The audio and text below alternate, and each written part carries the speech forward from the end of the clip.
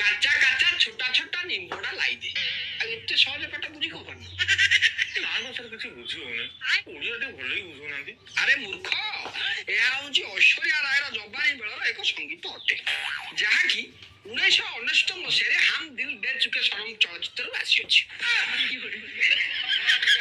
ହଁ ଯେ ସାର୍ ଆସିଅଛି ଯେ, ହେଲେ ନିମ୍ବୁଡ଼ା ମାନେ କଣ ସେଇ ଗୋଟେ ବୁଝି ହଉନି। ଆରେ ନିମ୍ବୁଡା ମାନେ ନେମ୍ବୁ, ଲେମ୍ବୁକୁ ସେପଟ ଏରିଆରେ ସବୁ ନିମ୍ବୁଡା କହୁ।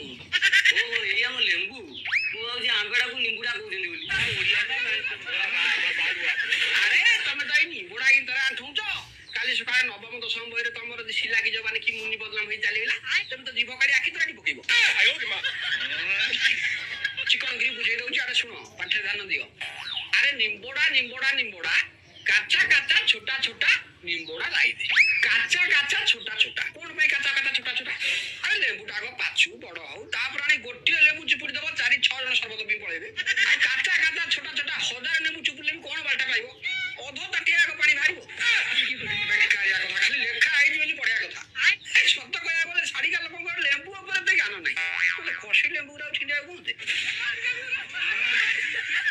ତାପରେ ରହୁଛି ଲାଇଦ ଲାଇଦ ଲାଇଦ, ପୁଣି ତଳକୁ ଆଉ ଗୋଟେ ଧାଡ଼ି ଲାଇଦ ଲାଇଦ ଲାଇଦ, ମାନେ ଆଣିଦିଅ ଆଣିଦିଅ ଆଣିଦିଅ। କାହିଁ ତରତର କଣ ପାଇଁ ତରତର?